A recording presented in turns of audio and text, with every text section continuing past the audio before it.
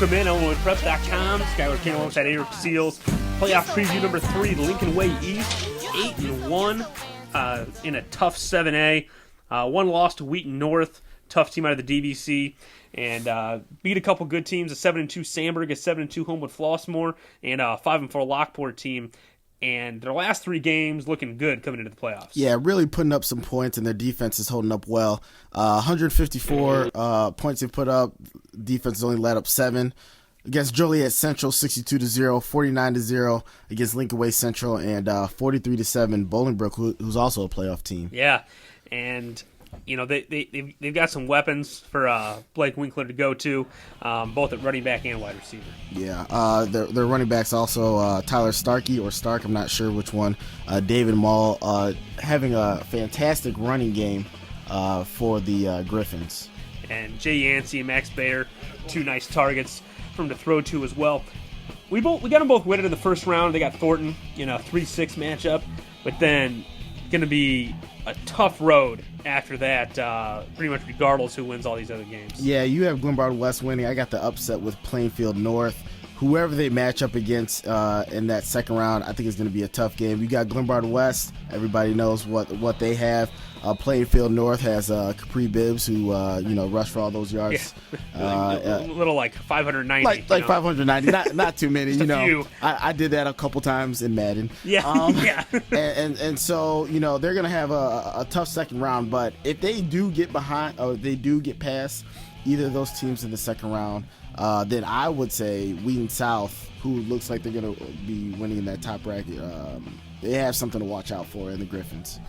Yeah, it's definitely be interesting to see with anyone that plays Wheaton South, if through film study, watching different teams play them, if anybody can figure out how to solve Riley O'Toole in that passing game, and that's definitely something that Lincoln Way East is going to have to figure out if they hope to make it to the state championship game. Well, I think they have a formula that's working. Their defense is not letting up a lot of points. So if they did get to the point where they're playing against Wheaton South, I think it'd be a fantastic matchup. Their offense is obviously putting points on the board.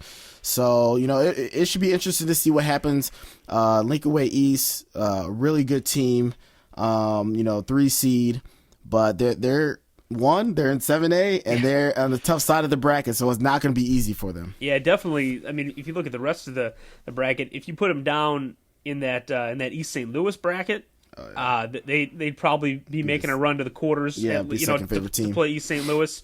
But any of the, even probably if you made them the 5 seed over on the other side where Lake Zurich is, they're probably going to make a run to the quarters and match up with Simeon. But yeah, it's just that's a scary 8-team bracket that they put in, and certainly anyone that makes it out of there is going to be one of the favorites. Oh yeah, to win a state title. And I think it's the Lincoln Ways are all a lot of them are newer schools, and they have Lincoln Way North, which is the newest school, and so that hurts you a little bit because you lose some of those players that you would have had at a Lincoln Way East and a Lincoln Way Central to Lincoln Way North, but it just shows you the good coaching they have, and the Pop Warner program. They continue to have good teams with high playoff seeds. Yeah, the talent pool down there. I mean, that is a fantastic area. Obviously, because all 3 Lincoln Way schools are in there, are in the playoffs, right? So the only one that isn't is Lincoln Way Central. Lincoln Way Central, East, West, and North are all in different classes, and so I mean, it's technically possible that 3 Lincoln Way schools could play for a state title in different classes. It's not likely to happen. Not likely. But I mean, just think about if they were like one big school.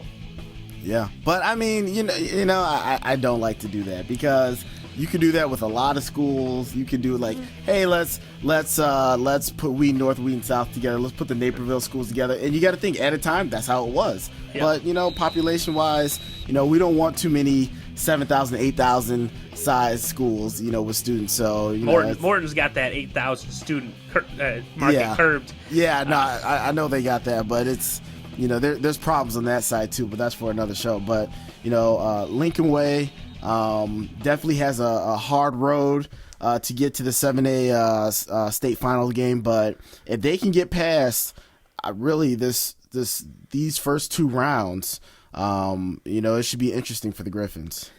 So certainly, here's the interesting thing: really, no pressure from the outside for Lincoln Way East. With all these other couple DVCs and a Glenbard West in there. Yeah.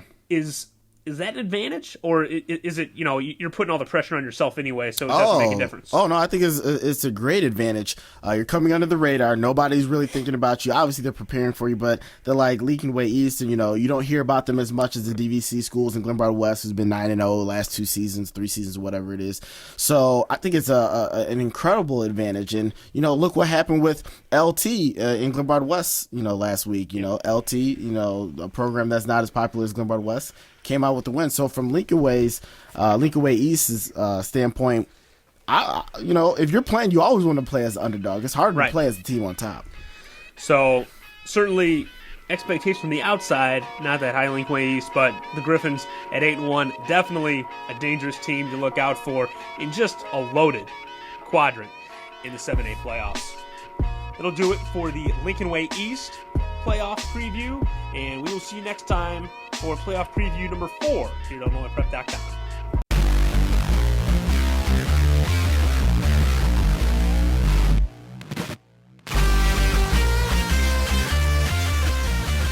Tilt your head back and close your eyes.